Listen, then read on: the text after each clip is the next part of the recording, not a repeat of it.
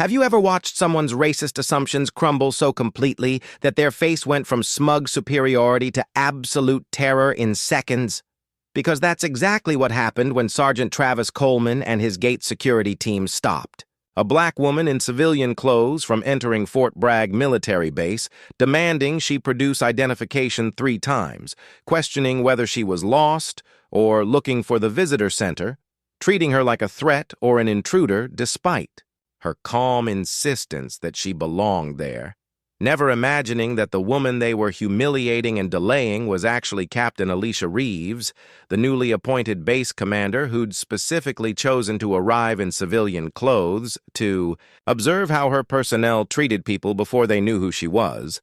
And what happened when she finally revealed her identity became the most legendary moment of military justice in modern base history. Let me take you to Fort Bragg, North Carolina, on a humid August morning where the air hung thick with southern heat and the weight of tradition, where one of America's largest military installations hummed with the routines of thousands of service members who'd sworn oaths to protect and defend, where the chain of command was supposed to be absolute and respect was supposed to be earned through rank and service, not determined by the color of someone's skin or the assumptions guards made based on appearance. Captain Alicia Reeves had dedicated 23 years of her life to the United States Army, starting as an enlisted soldier at 19 when she needed a way out of the poverty that had defined her childhood in rural Alabama, working her way through the ranks with a combination of tactical brilliance, unwavering integrity, and a refusal to let anyone tell her she didn't belong in spaces that had historically excluded women who looked like her.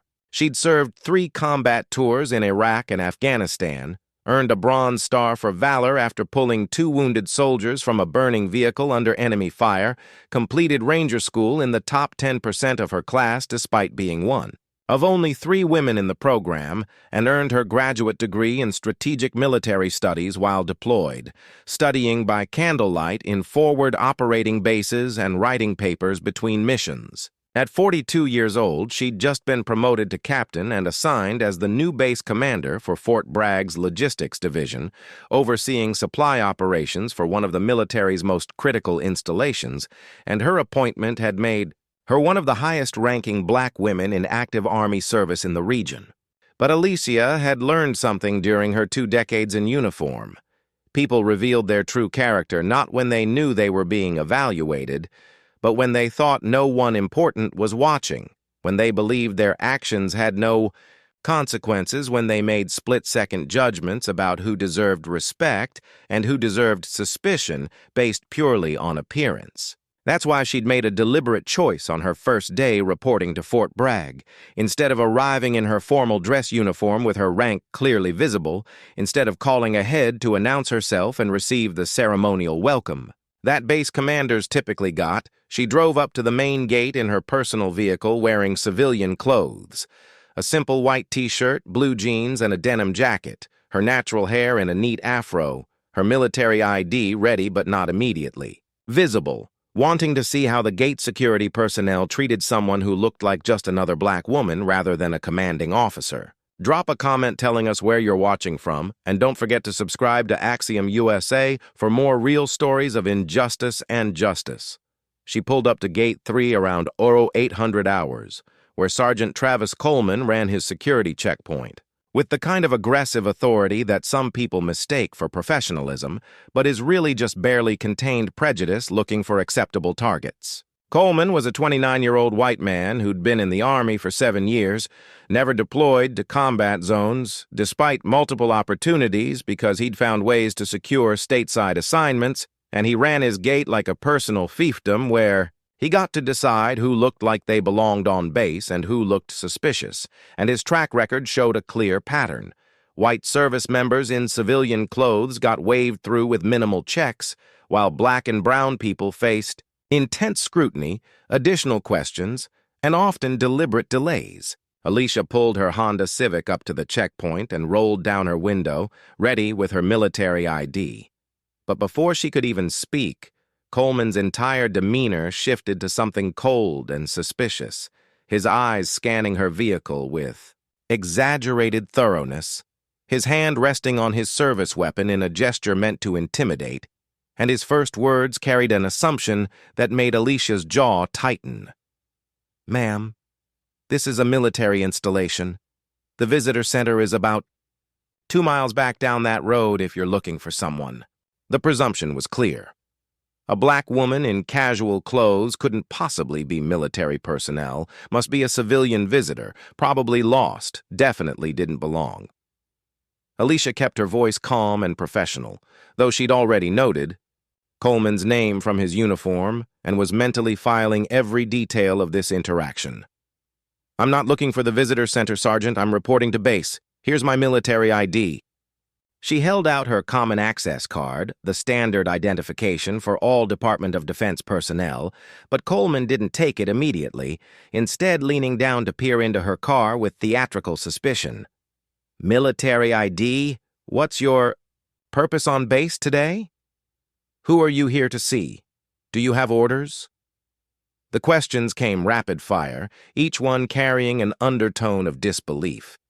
And Alicia noticed his partner, Specialist Jake Morrison, had moved to the passenger side of her vehicle and was shining a flashlight through her windows, despite it being broad daylight, clearly performing some kind of security theater meant to intimidate.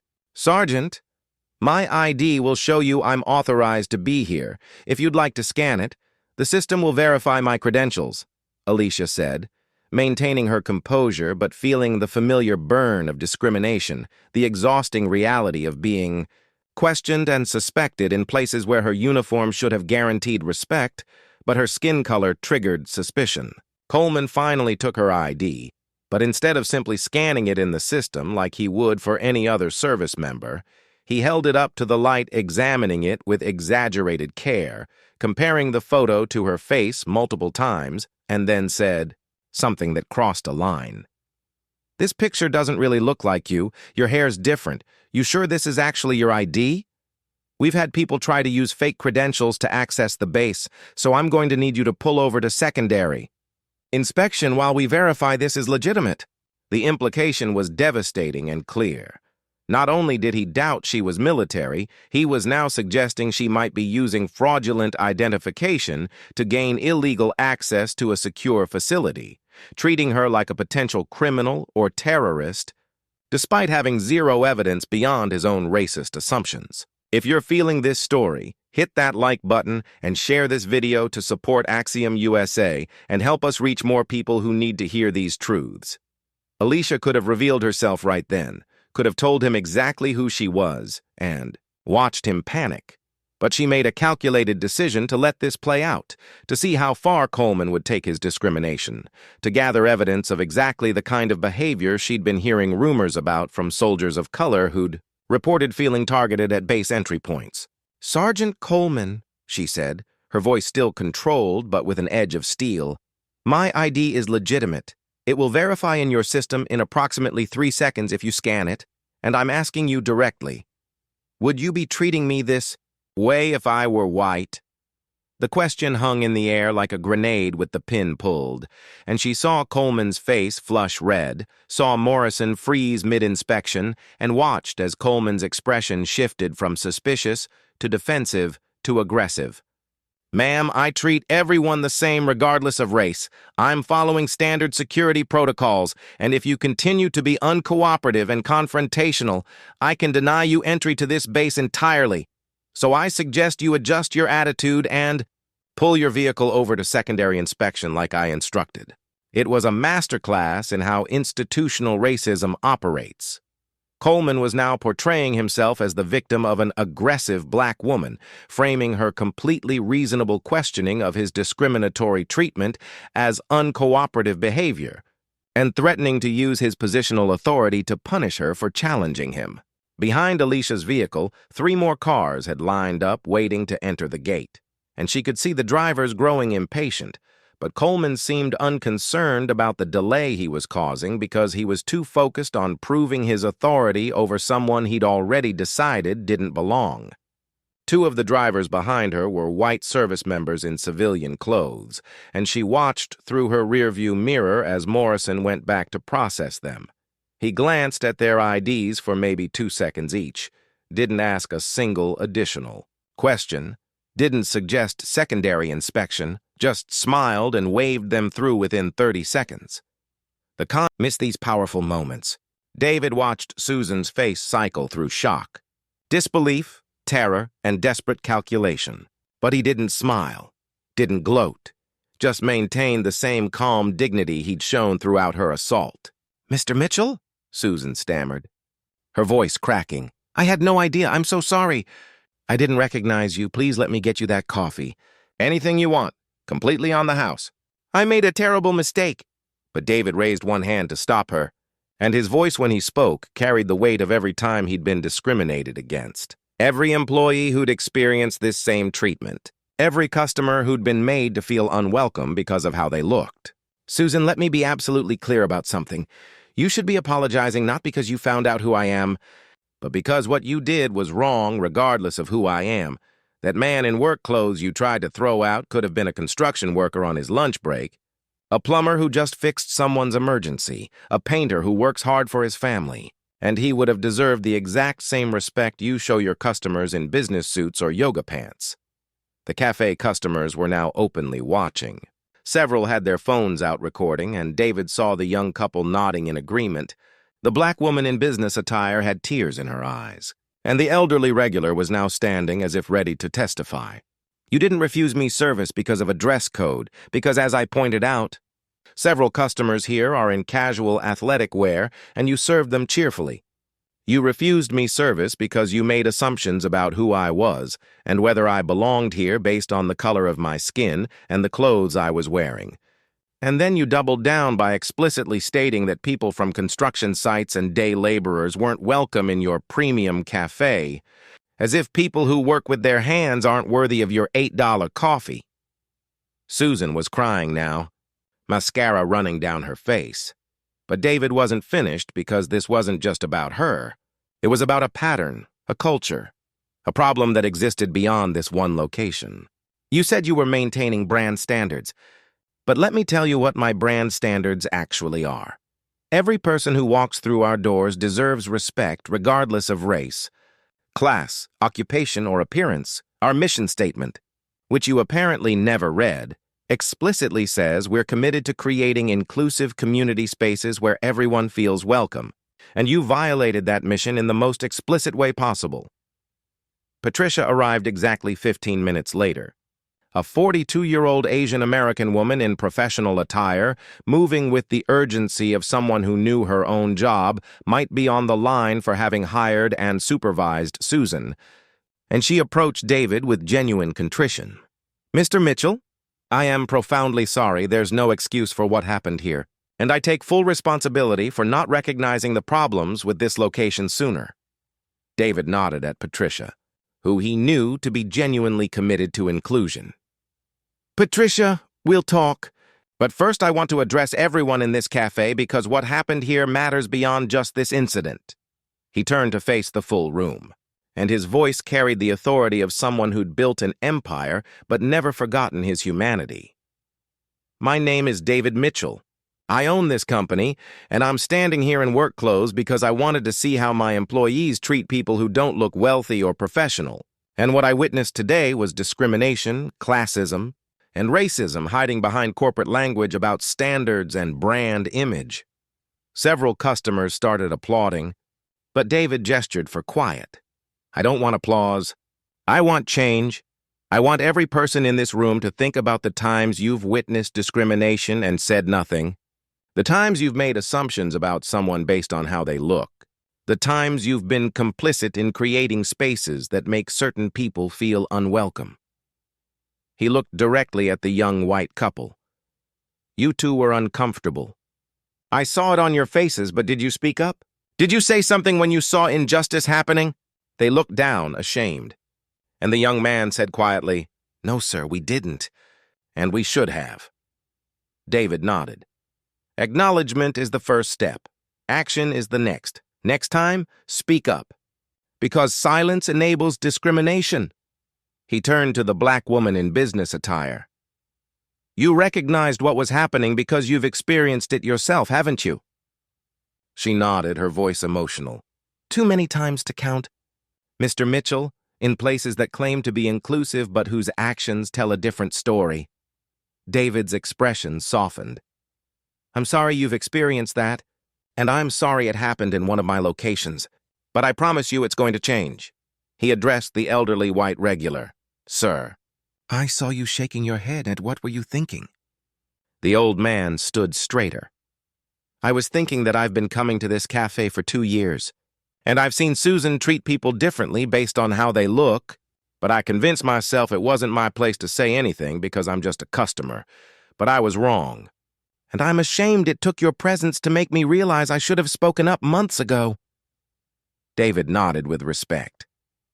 It's never too late to start, sir, and I appreciate your honesty. Then he turned back to Susan, who was still standing behind the counter looking like her world had ended. Susan, you're fired, effective immediately, not because you didn't recognize me, but because you violated every value this company stands for. And I can't have someone managing a location who treats customers with such contempt based on their appearance. Susan started to protest, to beg, to promise she'd change, but David was firm.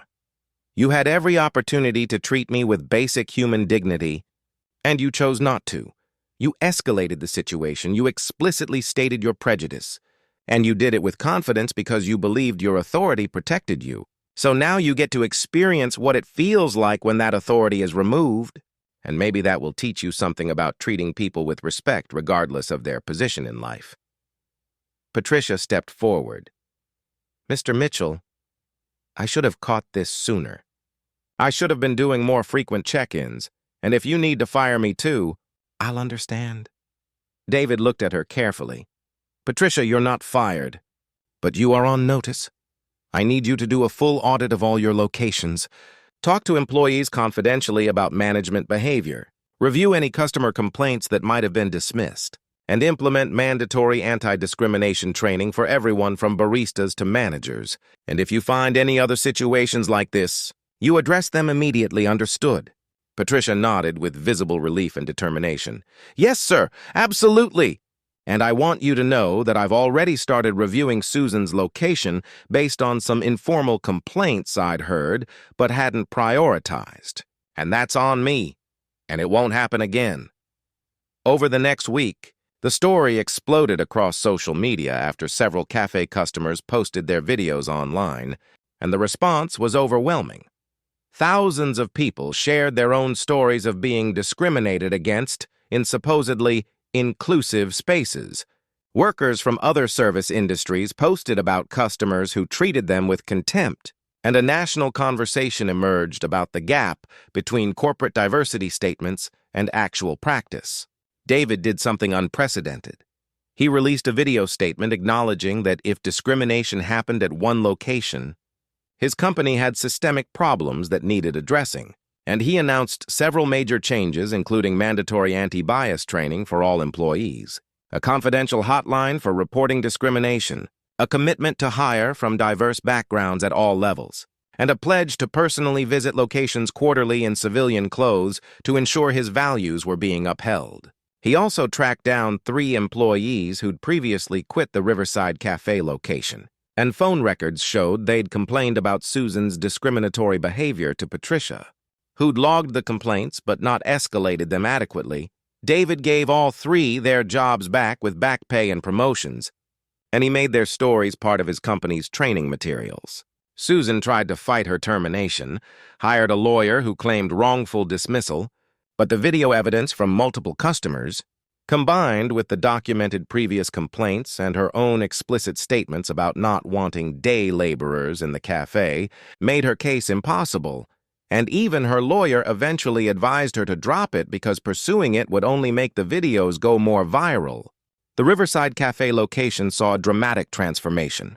David promoted a young black barista named Marcus who'd worked there for 18 months and had consistently treated every customer with respect regardless of appearance. He became the new manager and immediately fostered a culture where dignity and inclusion weren't just words, but daily practice, and interestingly, The cafe's business increased by 40% over the next quarter because people wanted to support a location that stood for something real. 6 months later, David returned to that same Riverside cafe, again in work clothes, again unannounced, and this time when he walked in, Marcus greeted him with genuine warmth. "Welcome to Riverside.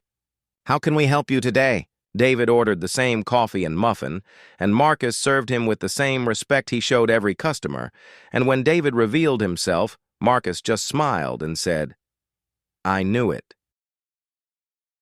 "Was you, Mr. Mitchell, but even if it wasn't, we treat everyone the same here now. That's what you taught us." The elderly regular was there again, and he approached David. "I wanted you to know, I've started speaking up when I see discrimination anywhere now, not just here because you taught me that silence is complicity. And at my age, I don't have time to waste staying silent about things that matter." The young couple returned too, and they'd joined a local racial justice organization and were actively working to address bias in their own professional spaces. They thanked David for the wake-up call that had pushed them from performative allyship to actual action. Thanks for watching Axiom USA, where we tell the stories that matter. The stories that challenge injustice and celebrate those who stand up against it. Like, share, and subscribe, because every view helps us reach someone who needs to hear that change is possible, that standing up makes a difference, and that your voice matters in the fight for justice. What happened at that cafe wasn't just about one CEO firing one discriminatory manager. It was about what happens when people in power use that power to enforce accountability rather than protect the status quo. When they refuse to let discrimination hide behind professional language and corporate policies. When they recognize that real change requires more than diversity statements and sensitivity training. It requires a fundamental commitment to treating every human being with dignity regardless of how they look, what they wear, or what assumptions we make about their worth. David could have quietly fired Susan and moved on, could have handled it internally without the public exposure, could have protected his brand reputation by minimizing the incident, but instead he chose transparency, chose to acknowledge systemic failures, chose to use his platform to spark a broader conversation about discrimination in service industries and the assumptions we make about people based on their appearance. The lesson here isn't just that discrimination is wrong. We all know that intellectually. The lesson is that confronting discrimination requires action, requires speaking up even when it's uncomfortable, requires using whatever power or privilege we have to create change rather than maintain comfort. Because Susan felt empowered to discriminate, because she'd done it before without consequences, because customers who witnessed it stayed silent, because complaints were logged but not prioritized, because a culture of complicity allowed her behavior to continue until someone with enough power to stop it experienced it firsthand.